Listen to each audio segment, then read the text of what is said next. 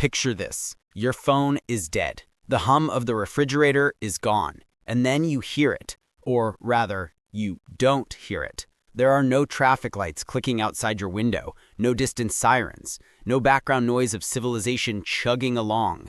The power grid just went dark, and it's not coming back anytime soon. This isn't the kind of outage where you light some candles and pretend it's romantic. This is the kind where infrastructure collapses, systems fail, and certain locations transform from safe havens into places that will actively try to kill you. Here's the thing about total blackouts. They don't discriminate. It doesn't matter if you're in a luxury high-rise, a state-of-the-art medical facility, or underground in what you thought was perfectly safe public transportation. When the electrons stop flowing, the rules change, fast. And if you're in one of these 5 locations when it happens, your survival odds just dropped like a stone into very deep, very dark water. So let's talk about where you absolutely do not want to be when civilization's off switch gets flipped. We're talking disaster preparedness, grid down style. First up, high-rise buildings. Welcome to your vertical prison. Imagine you're 20 floors up in a concrete tower when the lights go out. The elevator you just rode up? It's now a coffin with buttons. And those stairs you've never once used? They're about to become your worst nightmare. During the 2003 Northeast blackout, 20 people got trapped in elevators at just one location. Some of them waited 2 hours in the dark, suspended in a box, hoping the backup systems worked. Spoiler alert, backup systems fail. And when elderly residents or people with disabilities live on upper floors, they don't just get inconvenienced, they get stranded. Completely. After Hurricane Sandy, thousands of people in New York high-rises were cut off from the world. No elevators meant no way down and no way up. A 92-year-old woman on the 20th floor went days without food because climbing those stairs just wasn't physically possible. People with medical equipment, with limited mobility, with prescriptions that needed to be kept cold, they became prisoners in their own homes. And here's the fun part. If you're mobile enough to even attempt the stairs, you're looking at moving at less than 1/3 of a meter per second in an actual emergency. Translation, if you're 40 stories up, you're spending an hour in a dark, crowded stairwell with panicking neighbors, no ventilation, and the growing realization that going back up is even worse. Even firefighters struggle to carry people down from upper floors during these outages. So if you're in a high-rise when the grid fails, get down immediately. Don't wait to see if the power comes back. Don't stop to pack a bag. Move. Once those stairwells fill with people, once someone has a medical emergency halfway down, once the reality sets in that this isn't temporary, you're stuck. And being stuck 40 stories up with no water pressure, no air conditioning, and no way to call for help is how optimistic planning turns into desperate survival. Next location, hospitals. This is where life support meets Murphy's Law. Hospitals are supposed to have backup generators. They're supposed to be prepared. And yet, during that same 2003 blackout, hospitals reported equipment failures, including ventilators. 23 patients showed up at one New York hospital with medical device failures in a single 24-hour period. In 1999, a man on a ventilator died at a Rhode Island hospital when the backup system simply didn't kick in. The problem with hospitals during blackouts isn't just the immediate equipment failure, it's the cascade. Generators are supposed to power life-saving equipment, ventilators, dialysis machines, patient monitors, but they don't power everything. Digital x-rays go down, electronic health records become inaccessible. CT scanners and MRIs, which can take an hour or 2 to bring back online after power loss, leave doctors flying blind. Temperature-controlled medication storage fails. Blood products in refrigerators start warming up.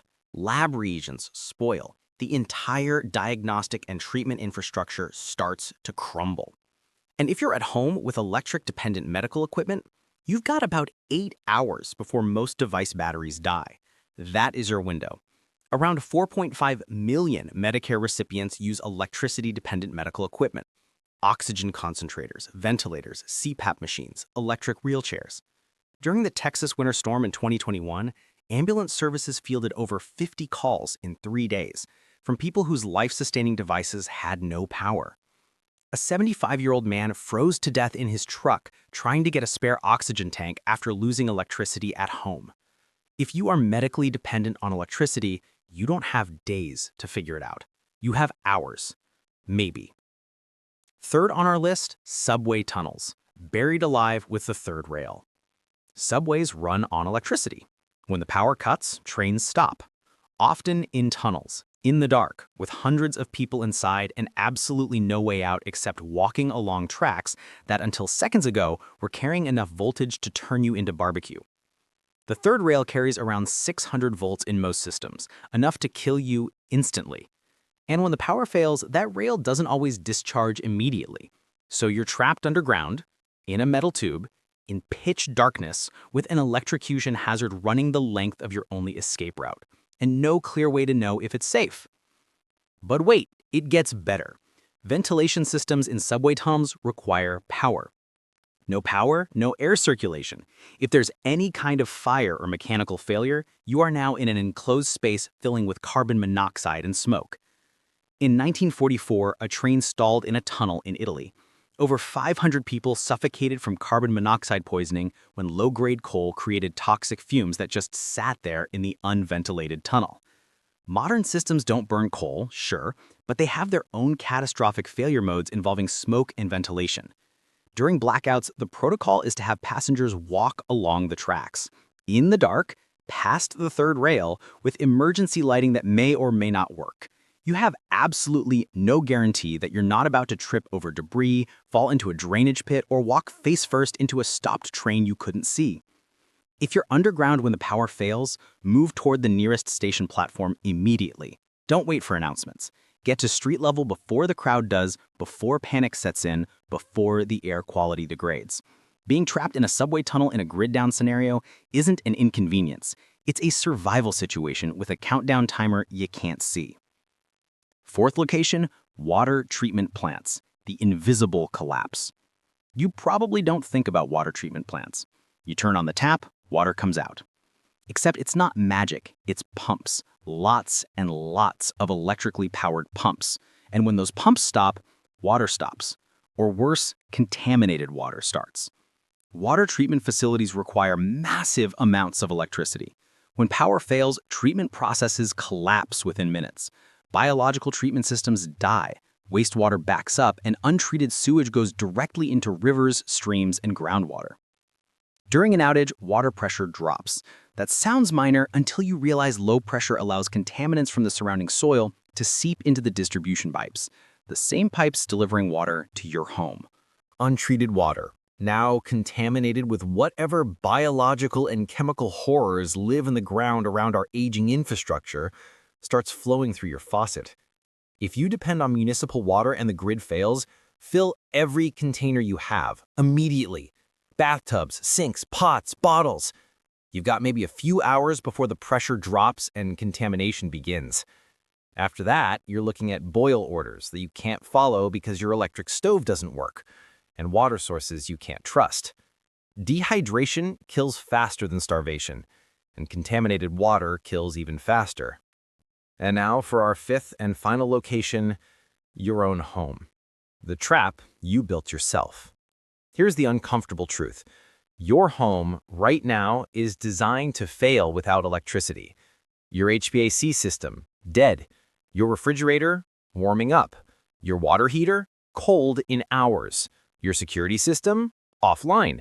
Your phone chargers, your internet, your stove if it's electric, all gone. During the 2021 Texas blackout, over 200 deaths were directly attributed to the outages. The real number might be closer to 700. Hypothermia, carbon monoxide poisoning from people running generators indoors, people who couldn't reach medical care. Mortality rates spike 28% during blackouts. Accidental deaths jump 122%. And it's not just the cold. During the 2021 Pacific Northwest heatwave, over 600 people died when power failures coincided with record temperatures. Without air conditioning, without fans, people died in their own homes.